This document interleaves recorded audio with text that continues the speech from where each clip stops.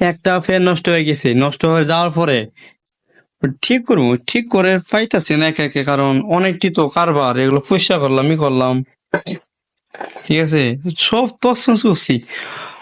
বুঝতে চাচ্ছি যে সমস্যা কোন জায়গা।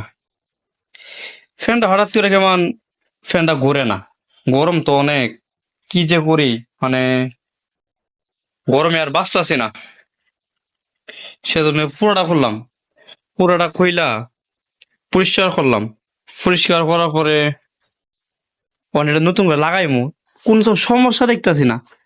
আর ফ্যান যদি না ঘুরে নিশ্চয়ই কয়েলের সমস্যা, এটা কয়েলের সমস্যা হতে পারে, আর না হলে কোনো একটা কিছু সমস্যা হতে পারে, ঠিক না?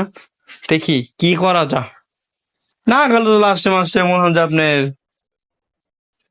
মেকারণ লিয়ে যাবো, কারণ আমি ফেল ফেলে যাবো গা, ঠিক না? দেখি কি করা যা।